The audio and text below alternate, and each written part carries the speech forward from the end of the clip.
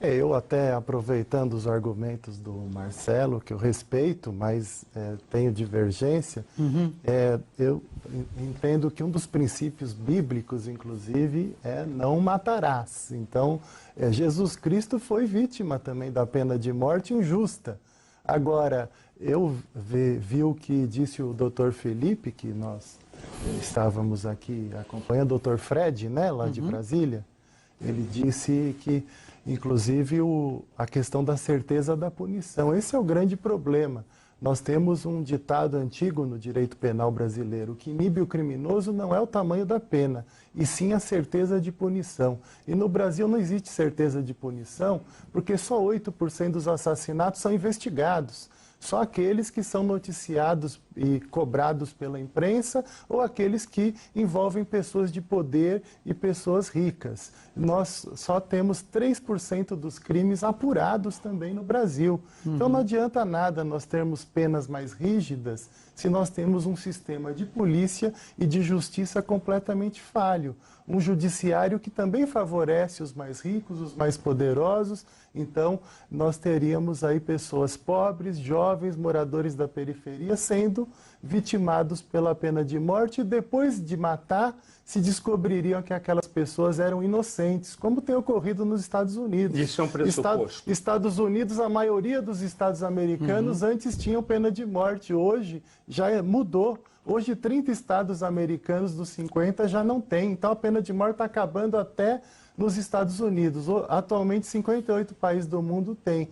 E 120 países aboliram completamente a pena de morte. No Brasil, várias pesquisas já foram feitas. 42% da população, na última pesquisa da Datafolha 2014, são favoráveis, 52% são contrários à pena de morte. Então, existe, claro, uma grande divergência entre a própria população brasileira em torno desse tema.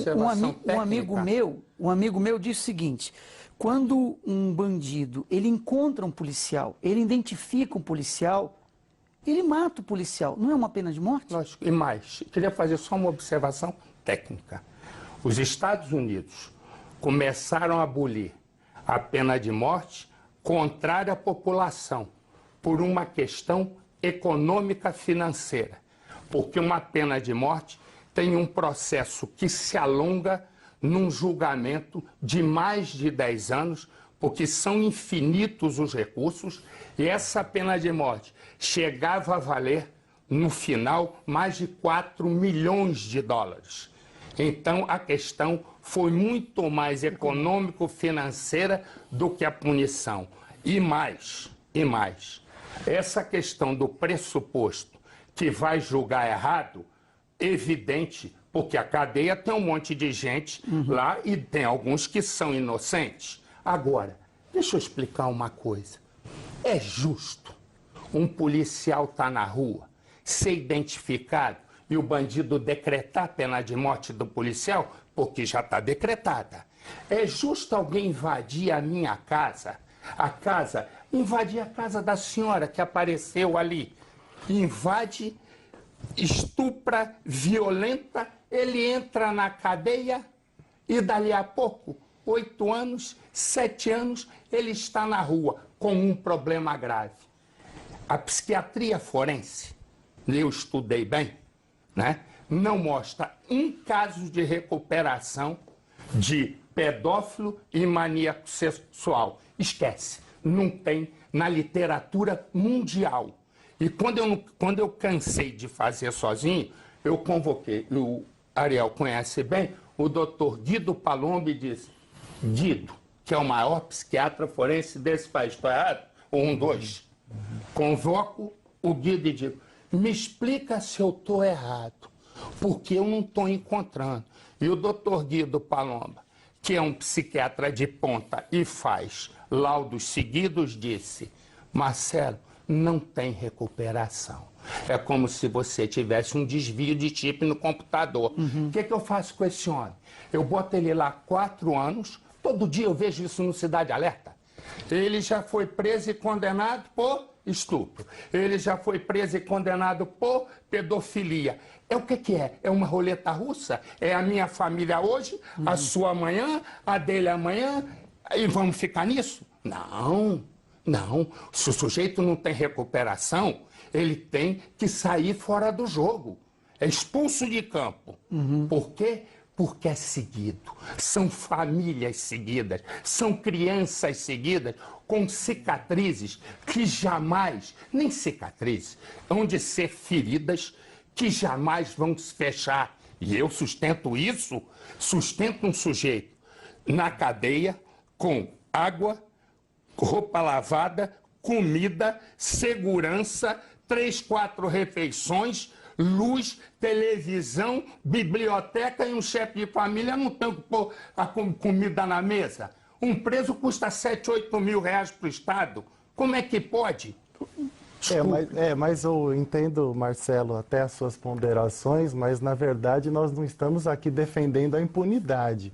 Nós achamos que devem ser punidos, mas a questão principal está em termos realmente uma polícia que investigue, que esclareça todos os crimes, que não tem essa seletividade, só investigar aqueles crimes que aparecem na mídia e que a imprensa está cobrando, só investigar crimes que envolvem bancos, que envolvem pessoas ricas. Então nós temos que ter realmente uma lei que vai valer para todos, e no Brasil não é essa a realidade. Nós temos vários casos aí de pessoas inocentes, são condenadas, cumprem 10 anos de pena e depois se descobre que aquelas pessoas eram inocentes. Nos Estados Unidos, mesmo pesquisas mostraram que 4% dos condenados no corredor da morte eram inocentes, depois se comprovou. No Brasil, se a gente for verificar isso aqui, vai chegar em 30% a 40%. Eu acho que a pessoa, quando está envolvida emocionalmente, é muito provável que ela pregue a pena de morte, a prisão perpétua, até o esquartejamento do criminoso em praça pública. Eu acho que a pessoa, quando sofre um baque no seu ambiente familiar, ela vai agir emocionalmente. Mas nós temos que pensar com a razão, nós temos que analisar os números, as estatísticas, a situação, a realidade brasileira, verificar o cenário mundial, por que os outros países estão voltando atrás nessa questão da pena de morte. Mas você acredita que uma pessoa conseguiria pensar com a razão? Não, acho que não. Diante de uma situação brutal desse tipo, provavelmente nem eu pensaria com a razão. Agora, das mortes dos policiais, nós temos também tratar das mortes cometidas por policiais. O Brasil é um dos países com os maiores índices de assassinatos cometidos por policiais. Então, a pena de morte já existe. Enquanto na China, na pena de morte, morrem 2.000 por ano, no Brasil são 3.300 pessoas assassinadas também por policiais e muitos inocentes também. Muitos inocentes são também assassinados por policiais. O policial vai lá e perdoa. Sem confronto nenhum. Você mesmo já noticiou vários. O policial, me desculpe, se você me dá um número de 3.300, você me desculpe, o policial vai lá escolher, esse é inocente, vai matar. Nem 5% são inocentes. E te digo mais. Mas muitos casos que não houve televisão é um negócio fascinante pelo seguinte, porque ela é imagem. Imagina o seguinte, em 10 anos de guerra do Vietnã, morreram 90.000 soldados americanos. Nesses mesmos 10 anos, agora é que vem pensar em imagem. Pensa 10 estádios do Morumbi lotados. 50.000 pessoas em cada um dos 10 estádios. Foram 500.000 brasileiros assassinados em 10 anos. Agora, foram 270 e tantos em 4 anos. O que está mostrando que só cresce. Só cresce. Então, e a massa carcerária cresce. O que para a gente ficar só discutindo se mata ou não mata, acho muito pequeno. O que é fundamental é a gente chegar em algumas raízes. A primeira raiz, nós temos o judiciário mais caro do mundo. Só empata com o da Suíça, que tem 50 vezes menos de população e uma renda por pessoa 5 vezes maior. Cada juiz no Brasil, eles que dizem que estão muito sobrecarregados, né, tem 25 funcionários à disposição. O juiz americano, o juiz brasileiro, de segunda instância ganha mais do que o juiz americano. Agora eu te pergunto, como é que essa justiça não anda? Porque eu concordo com Ariel na história da investigação, mas tem explicação. Como é que a gente tem uma justiça onde o juiz de segunda instância ganha mais do que a maior potência do mundo, o juiz de lá, e não anda? E os caras ficam fazendo lobby, como fez o ministro Lewandowski em pleno impeachment da Dilma Rousseff, fazendo lobby para aumentar o salário do judiciário. Não se deu nem ao trabalho de disfarçar. Resumo, como é que a gente pode viver nesse país? Agora, a polícia investiga pouco? Eu também acho, eu concordo, mas tem que ter uma razão. Por quê? Porque segurança só é importante na época de eleição. Na época de eleição, eles compram. Estou mentindo? Eu concordo, isso eu sei concordo. que você concorda com tudo de mim, é que você disfarça. O que ocorre? Na época de eleição, eles compram um monte de carro novo, compram armamento, o policial atira em você e acerta no pé, porque não treina. Não treina, ganha mal o policial e é motivo de lobby desses governadores, de presidente da República e por aí vai. O que ocorre? Como é que a gente vai imaginar uma mudança de lei? Para que você consiga entender, porque ninguém é obrigado a entender. Nós temos dois mecanismos. O Código Penal, que é aquele que diz como a pessoa vai ser penalizada.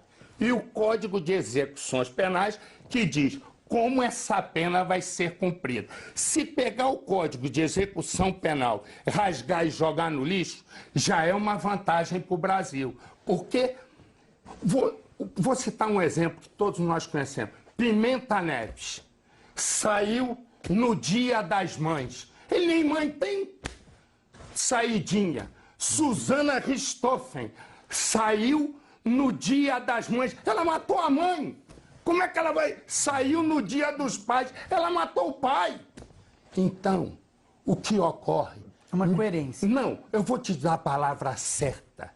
Porque o problema é a gente usar a palavra certa. É uma esculhambação. Essa é a palavra certa.